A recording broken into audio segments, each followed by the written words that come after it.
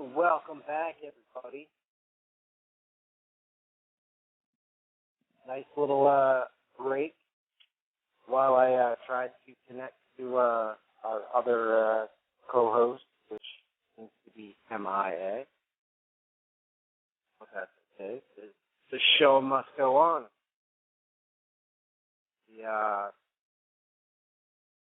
Well, right now I guess we have two Michaels on because we have our guest, Michael Rivero, and my co-host, Michael Wagner. So, I think I'm going to call, we'll call Michael Wagner Mike, and, no, we'll go with, Mr. Rivero as Mike, and I'll just call Mr. Wagner Michael. Does that sound good to you guys? Works for me. How's it going, Mr. Rivero? It's, we're obviously in a time of tremendous danger and risk. The whole money junkie empire is careening out of control. And based on past history, their solution to all these problems is to get another world war going. Welcome to, you're right. And, I don't know. I could have said it any better than that, to be honest.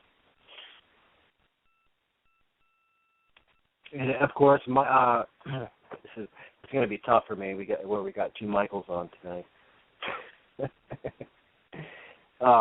Anyway, Mr. Rivero is calling in from Hawaii. You can find his website at whatreallyhappened.com. I just thought I'd throw that out there. I mentioned it earlier, but I'll mention it again.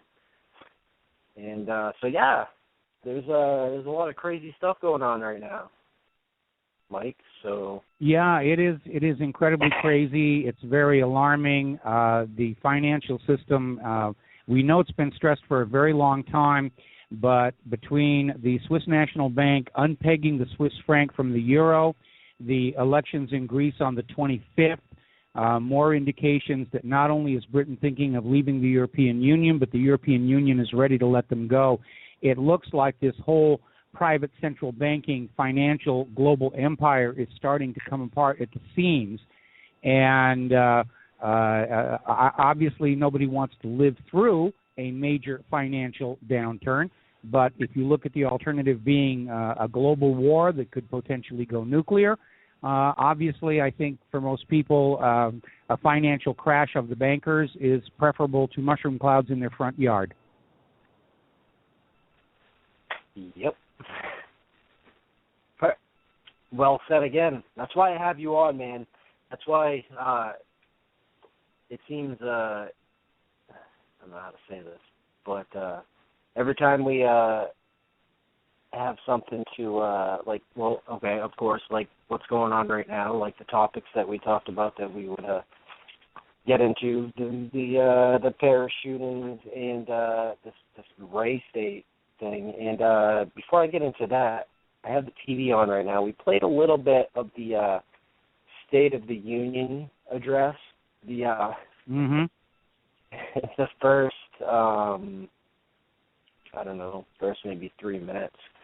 And I made sure I warned everyone and told them to keep their puke buckets by their side so they could listen. But I'm safely going to assume that you didn't even bother touching that.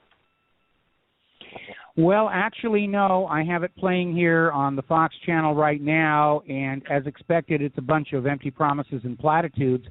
The reality is that Barack Obama has the worst record for keeping his State of the Union policy agenda since Gerald Ford. And I'm waiting to see tomorrow what the overnights are on how many people are actually watching. But it's such an obvious theater performance where Obama speaks and everybody leaps to their feet and applauds wildly. They look like a bunch of trained sea lions over at SeaWorld. You know, the president speaks and they all go, oh, oh, oh, oh, oh, oh, oh, oh, oh.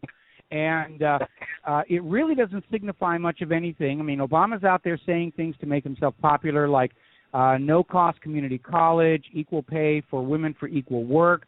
And certainly on that latter one, that's actually been a matter of law for many years now. He's talking about how America's economy has rebounded under his administration, which is complete and total nonsense. And somewhere in this speech, I'm sure he's going to hit on global warming and the need for a carbon tax, because they've been flooding the media with this story about how 2014 was the warmest year on record for the last several days. It's just, saturation all over the corporate media. And the reality is that statement is unsupportable. The satellite data doesn't support it. We know that the medieval and Roman warming periods were much warmer than Earth is today. But it's basically Obama's out there. He's still playing the campaign game. He's campaigning and trying to win people's support with a bunch of empty promises. And it's one thing to do that during an election campaign, but when you've actually got the job, it really doesn't work all that well. No, it doesn't. And another thing, he kept mentioning, of course, Michael. Michael. This is going to confuse me tonight. Michael, you're with us, right? Yeah, what's up? Okay. Hey, Rivero. We were just talking about that because they kept mentioning. Well, he kept mentioning 9/11, of course. What was it? What was the phrase? We're in a 9/11 generation. Was that what it was? Oh yeah, he was talking about the 9/11 generation and how they're in a great education system, but that's completely untrue. It's only gotten worse. I got out of the education system 2 years ago. I'm only 20, and let me tell you, it's a whole different world. It's a requirement. Everything is. It's like a mini prison. The school lunches will just flop a greasy plate on your dish. A lot of drugs being passed around, a lot of fights. It's a crazy world in the school systems.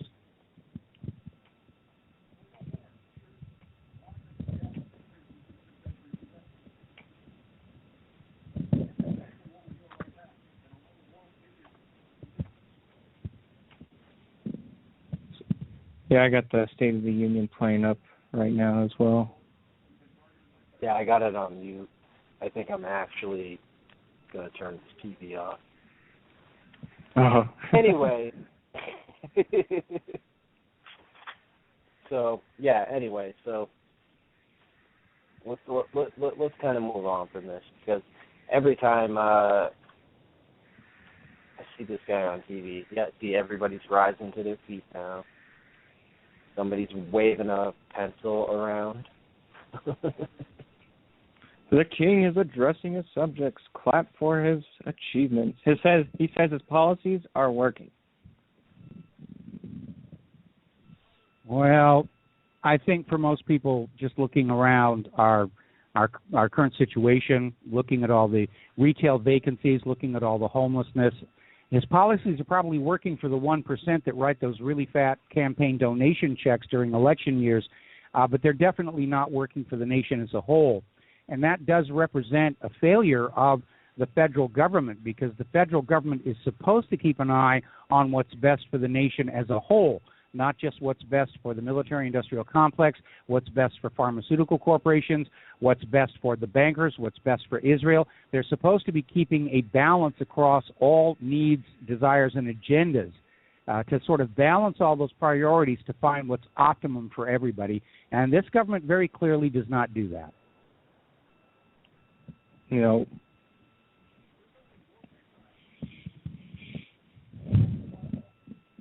No, they don't care about the people whatsoever. That's pretty much it.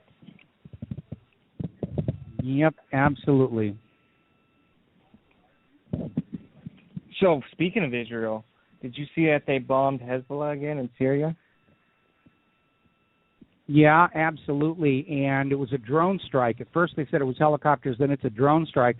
They got some Hezbollah officials. They apparently also killed some Iranian military officers, including a general. And Israel's in the very awkward position of not officially acknowledging carrying out the drone strike, but saying, gee, we're sorry, we didn't realize Iranians were there. But they killed all these Iranians, and now Israel is saying, oh, Iran is going to attack us because we killed their generals. And so they're already trying to turn this into a piece of propaganda to push forward that agenda for war against Iran. Yep. And it's been going down in Yemen, too. The Houthis have been making some advancements. Yeah, that's a major embarrassment for Obama, and it may even be the reason he delayed the start of the State of the Union speech by 1 hour. Yemen was one of the governments installed by the United States following a military intervention, and now that government has fallen. The rebels are perfectly in control now, and we're seeing this growing pattern of the U.S. going into countries like Iraq or Libya or Yemen, and they'll conquer the place, kick out the old government, put a friendly government in, and then all of a sudden the people of that country stand up and kick that government out. That's why they're having to justify a third invasion of Iraq. They're having to justify a second invasion of Libya. And now, of course, Yemen has broken free from U.S. control. And we all know how the Iranian people in 1979 kicked out their U.S. puppet government, the Shah. And ever since then, the U.S. has been trying to go back into Iran to reinvade this because from the American government's point of view, once you're conquered, you stay conquered. You're not supposed to stand up and take your country back from us. But we see that happening all over the world right now. That's the problem they had in Iraq, you know. There were so many raids, suicide attempts. You know, they just didn't want to be occupied by the U.S. military. Absolutely. Absolutely. So they're like, hey, if you don't want to accept our occupation, here's a little of ISIS.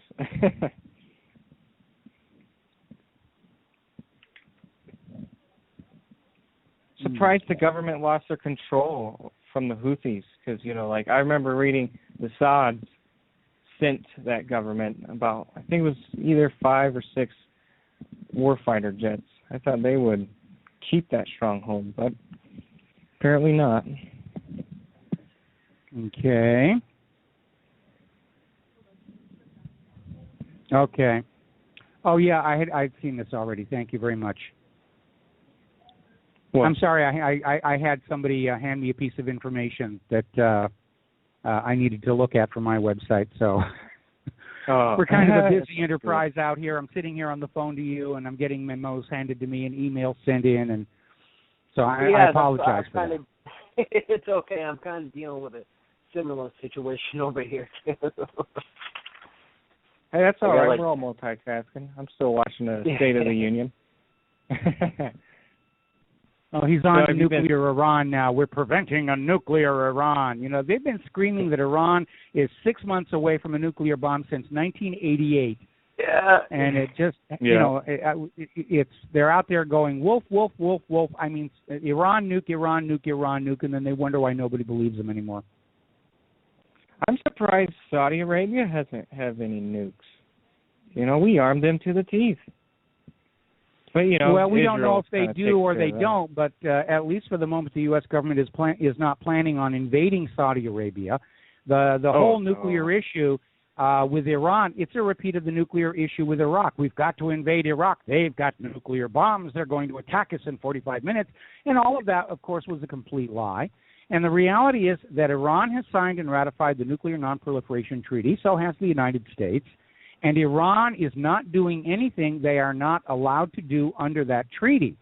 And it is the United States that is in violation of that treaty. It's the United States that's in violation of international law, because not only is the United States supposed to allow Iran to be building nuclear power stations, under Article 4 of the NNPT, the United States is supposed to be in there helping them to build peaceful uses of nuclear technology. And if you're in there pouring the foundations and running the piping and wiring, it's a real good way to make sure there is not a clandestine bomb factory under that power station. But the United States has just backed off. They're taking Israel's lead. Oh, Iran is a danger. Iran is building nuclear weapons. And all of this is coming from Israel, which we know has nuclear weapons, does have a clandestine bomb factory under their Dimona reactor, has not signed the Nuclear Non-Proliferation Treaty, will not allow IAEA inspections. Iran is playing by the rules, And Israel and their servants in the United States are pointing the finger at Iran and say, hurt them, hurt them. They're the bad people. Go after them. And obviously, Israel's agenda is they want to remove a regional threat to their power. The United States agenda is, of course, to conquer Iran, put in a puppet government so that Iran's oil is sold only for the U.S. dollar, out of which the U.S. will make a profit, and, of course, for Iran to accept a privately owned central bank issuing all of their public currencies a loan at interest. And that's what drives this war agenda. It's money. Right now, the U.S. dollar is in decline. It is facing a serious and growing threat from the Russian ruble and the Chinese yuan, which are currencies that are backed by very strong manufacturing and good agricultural exports. And the United States has become dependent on the world using the U.S. dollar, borrowed at interest from the Federal Reserve. And we've allowed our manufacturing to decline, and nobody wants our agriculture because of GMO. And so what the ultimate purpose of all these wars of aggression is to get into a war with Russia and China so the U.S. can prevent the world from turning to the ruble or the yuan as the global trade and banking currency. And it's a ridiculous idea because in this day and age of global instantaneous financial transactions, we don't need a single global currency. But the United States government is trying to drag the world back to the 1950s and 1960s because without the world following Bretton Woods and the petrodollar arrangement, the U.S. economy is doomed. Without that piece of the action of everybody else's commerce around the globe, the U.S. cannot maintain their little economic house of cards. And that's what these wars are really all about. Currency wars over a petrodollar? Yeah, well, things are pretty heating up in Ukraine there.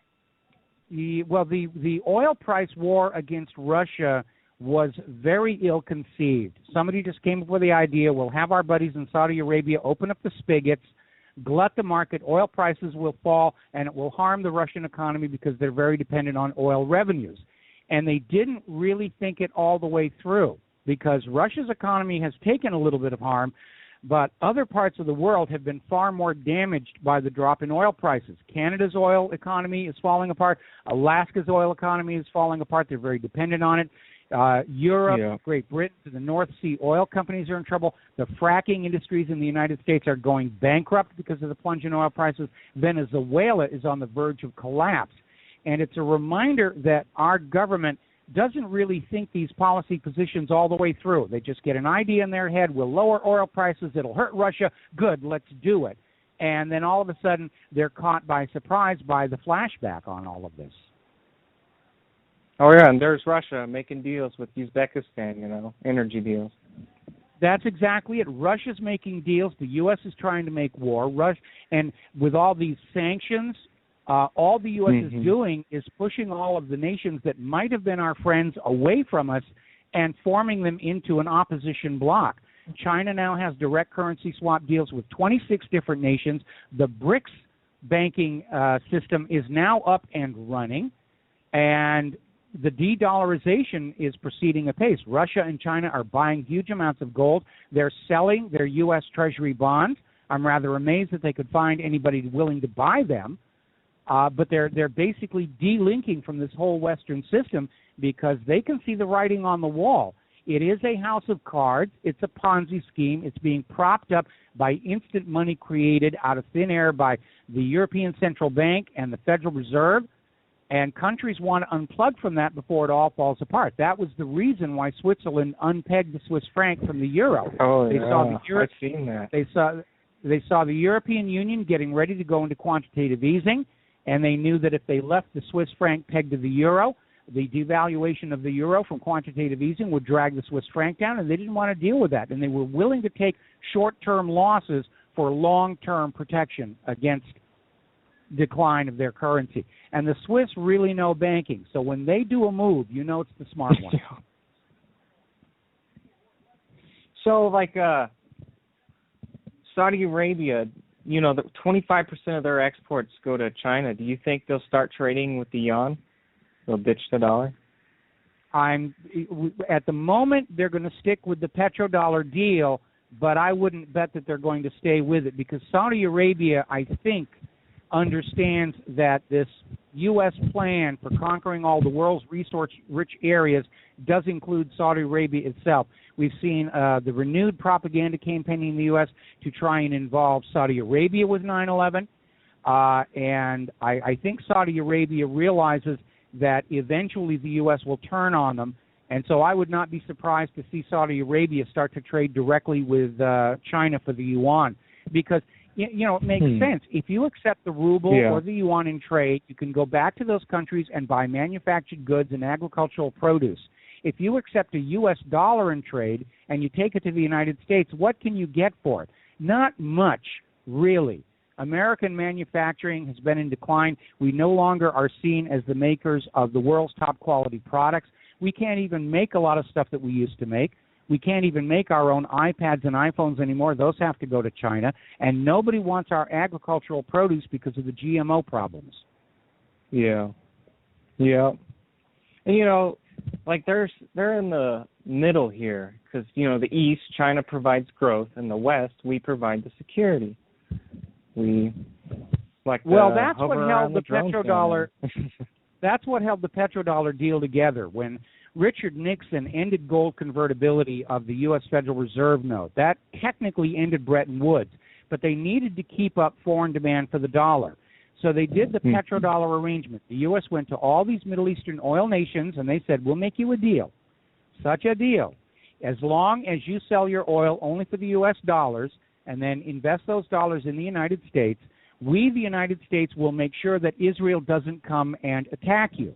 And that was the petrodollar deal. But as Israel has grown more arrogant and aggressive, especially since 9/11, these Middle Eastern oil nations understand the U.S. can't keep their half of the petrodollar deal. That's why Saddam Hussein went to the United Nations in 2002 and got the UN's permission to sell Iraq's oil for the euro. And, of course, 1 year later, the U.S., screaming weapons of mass destruction, invades Iraq, lynches Saddam Hussein, puts Iraq's oil back on the world market only for the U.S. dollar. Then you have Libya, where Gaddafi basically kicked out their privately owned central bank, replaced it with a state central bank, created a new value-based currency, the gold dinar, and then announced to the world that Libya's oil was for sale, but only for the gold dinar. The U.S. invades Libya, they kill Gaddafi, install a brand new private central bank. The gold for the gold dinar has disappeared. Nobody knows where that went. And Libya's oil is back on the world market, but only for the U.S. dollar. That's what's behind all of these wars and aggressions. That's why they're trying to go into Syria, why they're trying to go into Iran. And going into Iran would be very dangerous because as of today, Iran and Russia signed a military cooperation deal, spurred on by the fact that both of them are now targets of U.S. economic sanctions. And that means an attack on Iran will be seen as an attack on Russia itself. And I don't think we want to go there. Yeah, and that's the scary part. Because like Israel or Saudi Arabia could attack Iran. It wouldn't even have to be the U.S., and who knows? It could break out into a world war there. Israel is not going to attack Iran because Israel's method all along has been to trick other people into fighting their wars for them. If you go back and if you go back and you look at some of the famous false flags, such as the Lavon affair, where Israeli agents were bombing British and American assets in Egypt and planting evidence to frame the Egyptian Muslims. And the goal there was to destroy diplomatic relations between the United States and Egypt. In that case, one of the bombs went off prematurely, and the Egyptian authorities caught the bomber, who turned out to be an Israeli agent, whereupon Israel started screaming, oh, it's all an anti-Semitic plot. It's a lie by the Jew haters. But ultimately, they were forced to concede that, yes, it had been their little plot. And the goal, everyone's always saying Israel's our only friend in the Middle East. Well, that's because Israel goes out and sabotages relationships between the United States and everybody else. The attack on the USS Liberty is a classic example. The whole time that Israel was attacking the USS Liberty and trying to sink it, Israel was telling the United States, Egypt's attacking your ship, Egypt's attacking your ship. And there was actually a nuclear-armed strike in the air on the way to Cairo. And finally, the radio operators on the USS Liberty got out a radio message past the Israeli jamming that it was Israel that was attacking them. The strike was recalled from Cairo. And the cover story about, it was just horrible bad weather and the Israelis couldn't see who they were really shooting at, and they thought it was an Egyptian horse carrier they were shooting on because, as we all know, Egyptian horse carriers have giant dish antennas all over them and a giant American flag. Okay? But this is what Israel does, the false flag attack. It is. Israel actually set up the hijacking of the aircraft to Entebbe that led to the raid on Entebbe so that they could look good and the Palestinians would look bad. Remember Abu Nidal, the terrorist who was always doing all these horrible things that made the Palestinians look bad and the Israelis look good. And the fact is that even his close associates said, this guy's got to be working for Mossad because he's always doing things that make Palestine look bad and Israel look like the poor aggrieved victim. And that's the way Israel works. The motto of the Mossad is, by way of deception, thou shalt conquer. I mean, they've done things like plant a fake radio transmitter in Tripoli to send bogus messages that tricked Ronald Reagan into thinking Gaddafi was ordering terror attacks against the United States of America. So Reagan bombs Tripoli, targets Gaddafi, misses him, kills his 5-year-old daughter, and Gaddafi had done nothing. It was another one of these Israeli fakes. And this is what they do. And I think Paris was another false flag attack. They're not getting the traction with it they wanted to get. We should be ready for another really big bang because all of these players are desperate to get World War III going for real before the economy collapses. And they say if you favor Palestine, you might get attacked. So I see New Zealand favor Palestine state. So I'm going to expect a false flag there. But I don't know. That's just a theory.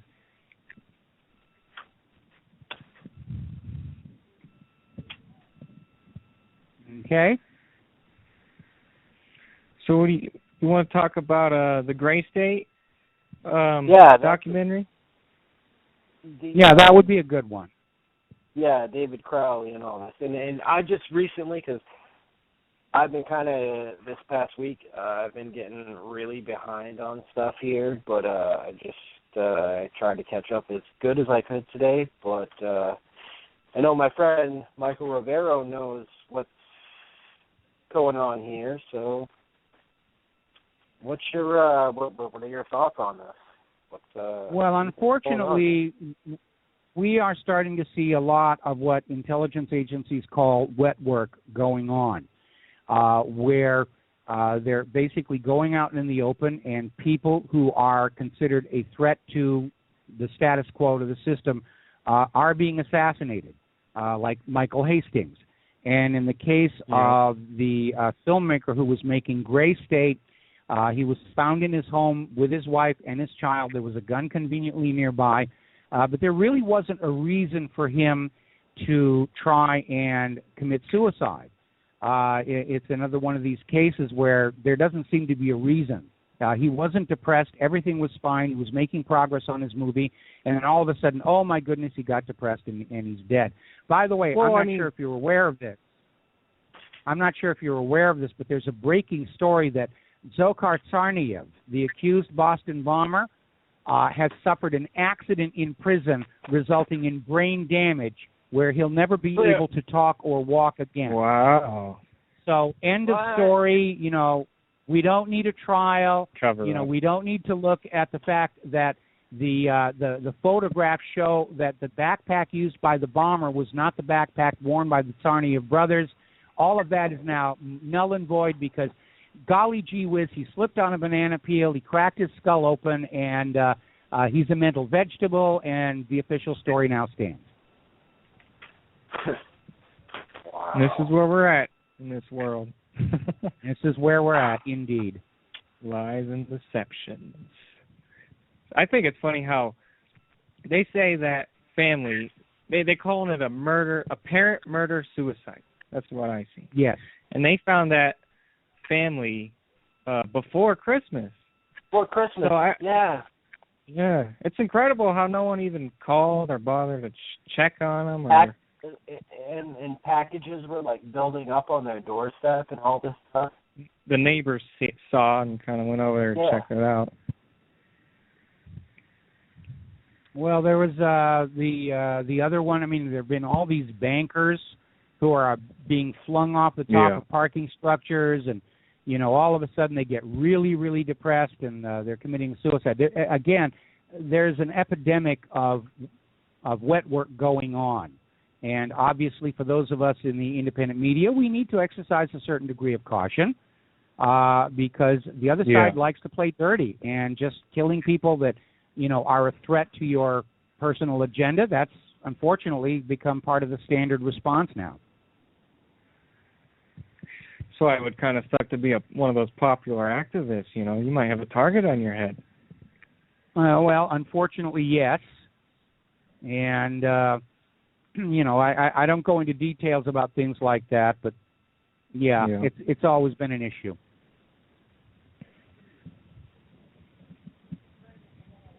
You do get a lot of DOS attacks, though, don't you? Oh, I'm always dealing with hack attacks on my server, on my personal machine, and I've sort of inadvertently become a moderately decent computer security expert. But, you know, I understand that when they're really going to do another major false flag, NSA is just going to shut down all the independent media because they don't want any alternative views to the official story as they try and stampede us all into a new world war. And we're really, I think, technically already in the Third World War.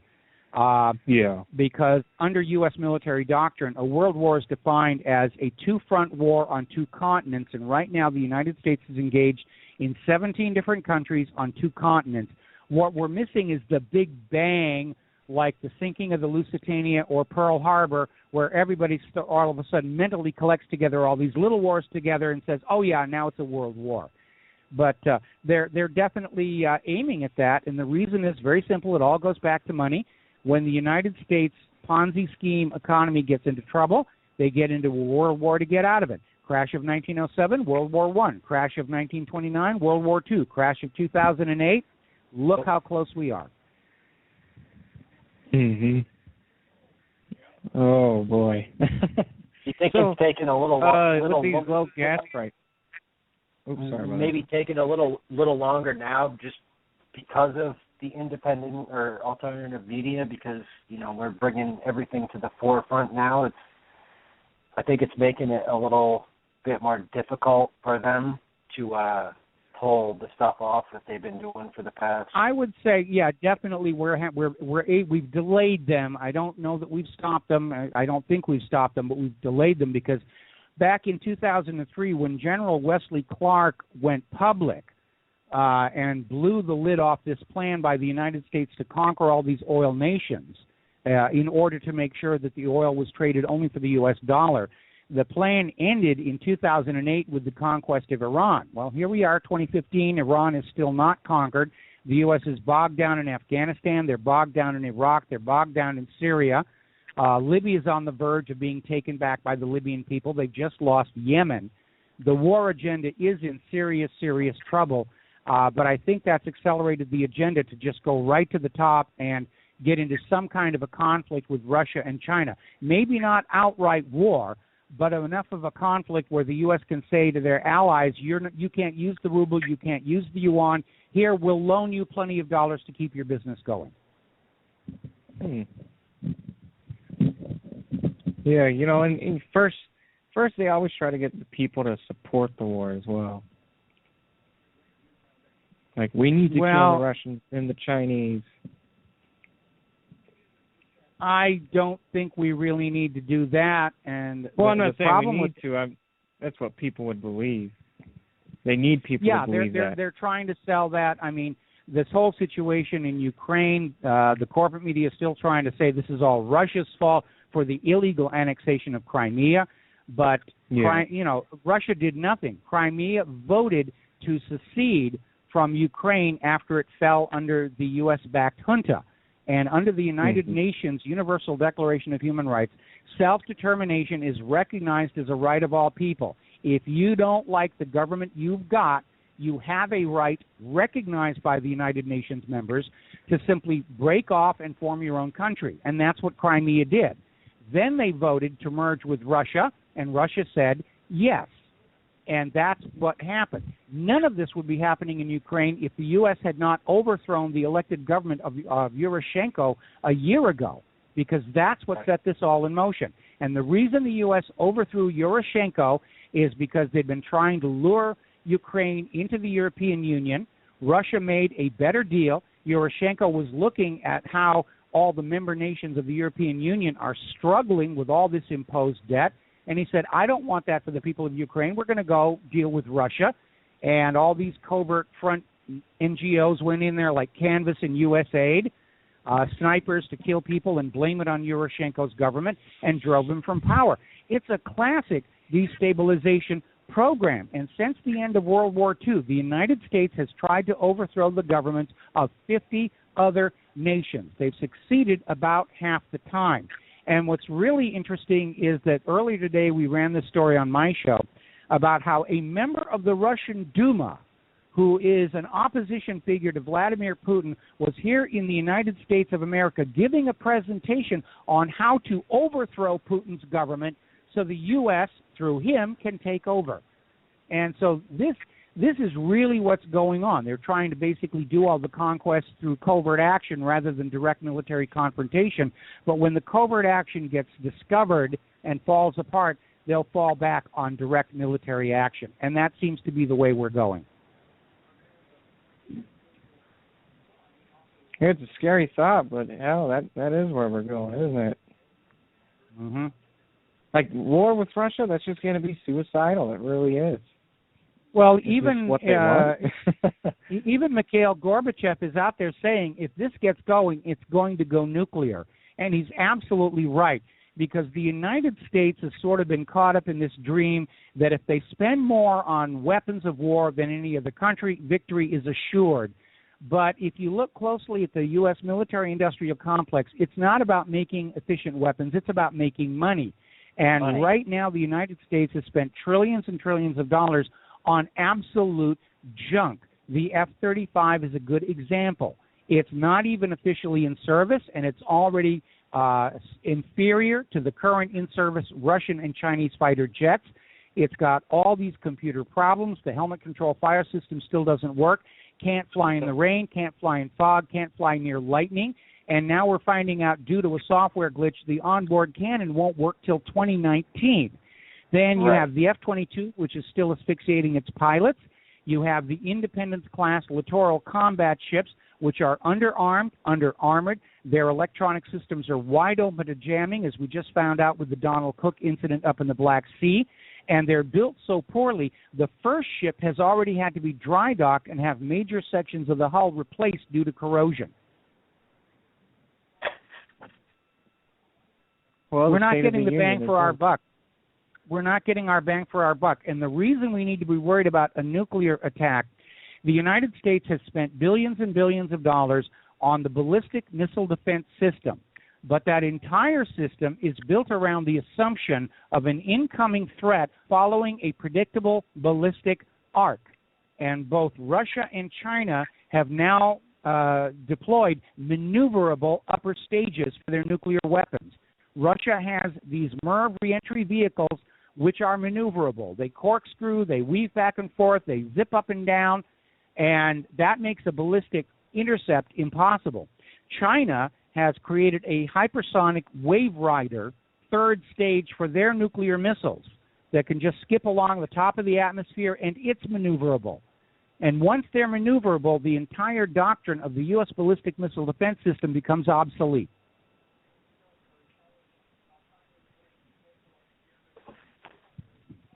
Yeah.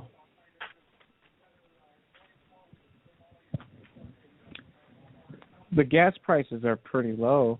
Do you think they're going to propose a gas tax out of this? You know, increase the gas? Oh, yeah, they're already talking about it. I'm sorry. Did I interrupt somebody else? Go ahead. Go for it.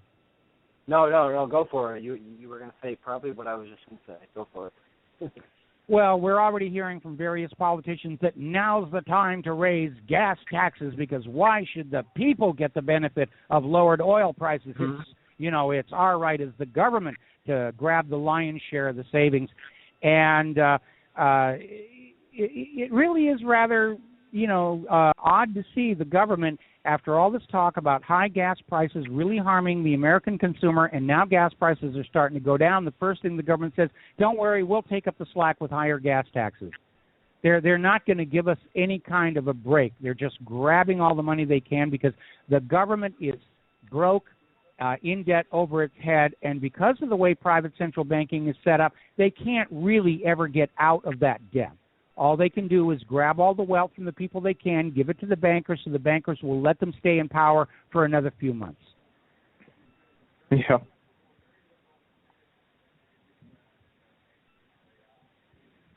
Unreal. We have a caller calling in. I'm not sure. Nope, they hung up. I don't know if that was... Well, the crust. The crust. Do they not know who they're talking?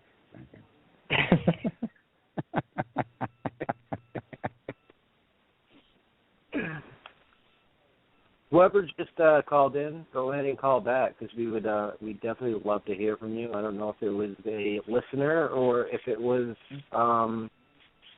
our other co-host who was supposed to call in, but go ahead and call back in. Mike, you mind if we take a break and come back? Do you have enough time? Is that okay? I was told you only needed me for 1 hour, which ends in about 10 minutes, and unfortunately I have another engagement booked right at the bottom of the hour. You're busy these days. Don't get me started. Up at 3, it is. I'm very intensely, busy right now with interview. You're my 4th interview of the day. Really? Oh, really? That's what I mean. You're doing a good job, man. You really are. People, it's like I told you, man. I've had people email me and send me messages and say, "When are you gonna get Michael Rivero back on?" All right. Well, I'm trying to keep everybody happy. I'm trying to meet all these obligations, but especially for a guy my age, it is a bit of a load here. But I'm good for about another 11 minutes, if that's okay with you. Yeah. No, that's. Yeah, you're all good. That's fine. Just keep calm and collected, man. You're all right. You've been doing this for 20 years, though. Probably over 20 years. So. Yeah, it's over 20 years now. It's a third of my life. A third of my life I've been doing this. Yeah, and you're one of the people that woke me up, like with 9/11 and everything. I mean, all that stuff. I mean, I don't even remember how I found your website. I honestly, it was so long ago, but it was before you. I remember you had your website changed, like your setup, but when you had a different setup before on your website. It looks a little different. And, well, the website's gone through a number of incarnations. It actually started as a sub-page on my visual effects animation business website, which was my first big mistake because that cost me my career in Hollywood. Then it was a standalone site that went under the name Rancho Runamucka because I was still kind of like taking this half-heartedly. And then I had a WordPress site. No, not WordPress. Yeah, it was WordPress. Now I've settled on Drupal, and I'm going to be staying with this for a while. Yeah, I actually like your setup because you can just go right down. You have everything, and that's all you got to do. You got to scroll down through the page. Everything's there. You put links to. I mean, you help other people out too because you're posting their articles and whatnot. So that's what I've liked about your page. The way you have it set up. It's easy. You go to it. Well, we're all a community here, and there are a lot of people who help me on the website. We have a lot of members, people who send me stories and information, and it very much is a community effort. I know that some of the independent media stars, if you will, are starting to act like they're corporate media big brothers, and they're getting very competitive, and they're trying to cut each other down. I don't think we should be at that stage right now, and I don't think we should lose sight of the fact that the whole reason we're here is to head off this insane rush to a new world war, because I'm absolutely convinced the United States is going to lose this one. And to the bankers who are behind these wars, they don't care. They make money off of both sides in all of these wars. They don't care who wins or loses because they loan money to both sides to fight the war. When the war is over, they loan more money to both sides to rebuild from the war. And when it's all over, ordinary people like you and I, we have sort of what we had before, except the graveyards are a lot bigger, and we're back in debt to those bankers for another 100 years. And they've played this scam on us twice, and I think we need to say third time's the charm, no more. Well, if this goes nuclear with Russia, I mean, what profit is there? Just got to they'll just, anybody who isn't turned into a radioactive mutated monster, they'll just loan more money to. Yeah. Nope. That's funny. True stuff. I mean, all these money junkies, they've got their bunkers. The government, they all have their bunkers. Do. They paid for them with tax dollars, but you're not going to be allowed in there. You know, if they make a mistake and trigger a nuclear war, they're going to go down in there and wait for a while and say, golly, I guess we really messed up, but hey, think of the good side. We'll come back up on the planet. It'll be empty. Nature will rule, and we will own it all. That's why I think McCain's so itchy to touch that red button. You know, he's like, I just want to get into my bunker. Launch the nukes.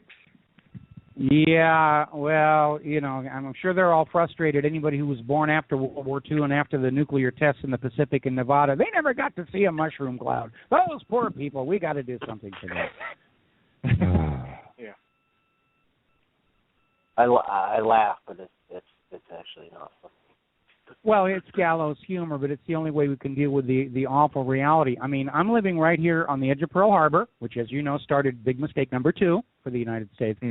And if we get into a war with Russia and China, I mean, hopefully they would want to capture Pearl Harbor with the facilities intact. But if they just decide, no, we don't need it, they'll set off a nuke right up about there. There'll be a blinding white flash, and 12 seconds later I won't have to worry about my retirement anymore. Boy, you know, I hope it doesn't come to this. Well, we all hope that, but the reality is that when the U.S. government realizes they cannot prevail in these coming wars in the conventional sense, they won't hesitate to use those nuclear weapons. That's why they've been building them. And even Russia is now ordering snap drills on their nuclear forces. Yeah. Yeah, how are you going to stop the war machine? That's tough. Well, like I said, we're down to 2 choices, potentially nuclear world war or an economic collapse, and I'm leaning toward economic collapse as the lesser of 2 evils. Coming soon. Yeah, who knows when. So I have a question for you, Rivero. You know, these financial elite over here in America, it seems like they own so much in investment. They own so much in hard assets, especially overseas and here. Do they really need the dollar? Think they can just get rid of it? They won't care? Well, it's not a question of whether it's the dollar. The issue is that since the end of World War II, the American financial elite have made a huge profit off the rest of the world by forcing the rest of the world to always come and get U.S. dollars before they trade across borders with other nations or do banking across borders with other nations. And back when Bretton Woods was set up at the end of World War II, and most accounts were settled either with bullion or boxes of paper notes, a single global currency actually did make a lot of sense. But in this age of instantaneous financial transactions across the globe, a single global currency it's an obsolete idea. But the United States is trying to enforce that because that way the U.S. gets to go on propping up their own economy with wealth from every other nation on Earth. Yeah. And do you think the BRICS would like a single currency as well? I was just BRICS is operating with multiple currencies, and of course BRICS is a major enemy of the United States because there are now 80 nations tied in with the BRICS system, and those are 80 nations that have stopped using the U.S. dollar. And so it's a serious crisis right now. There's BRICS, there's the Shanghai Cooperative Organization, there's the Central Asian Co-op. These are all bodies that are forming their own banking systems that operate outside the private central bank model of the Western world. And it is a serious problem, and that's why the U.S. is in an absolute panic to get this war going. The reality is that without the rest of the world coming to use the U.S. dollar, the U.S. economy is going to collapse because, again, we've let our manufacturing decline. Nobody wants our agriculture. This lending out at interest of the U.S. dollar to the rest of the world has been what's propped up our economy for the last couple of decades. Mm-hmm. Do you think it'll actually be a big threat to the from who towards who? To the U.S. dollar? Do you think that's going to? Oh yeah, it's a major threat. It is the threat because again, going back to Nixon ending gold convertibility, there wasn't really a reason to use the U.S. dollar other than custom and tradition and politeness. But countries have been turning away from the dollar, and the U.S. tried to stop that by declaring war on countries that turned away from the dollar, such as Iraq and Libya. But it hasn't stopped other countries from saying, we're not going to use the dollar any longer. China and Russia doing direct currency exchanges without going through the dollar. China is doing currency exchanges with 26 other countries, including Australia, without going through the dollar. Right. And it's a major threat to the U.S. economy, which has become dependent on that use of the U.S. dollar by other countries, out of which the U.S. gets a piece of the action.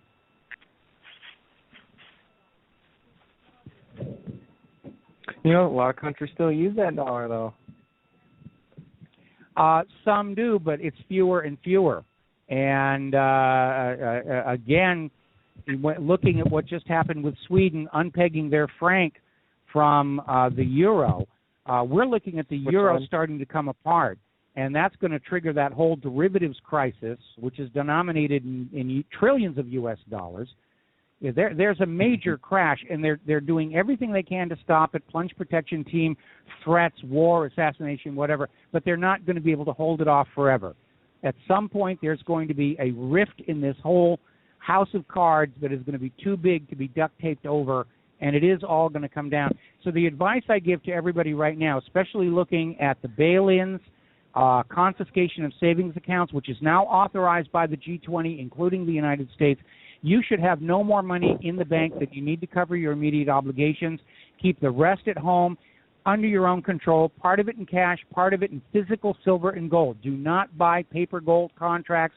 Those are leveraged 100 to 1 right now. That's good advice. I would take that advice. Especially metals are on the rise in price. All right, well, listen, I'm going to have to take off here. But thank you very much for having me on your show, and I look forward to doing it the next time.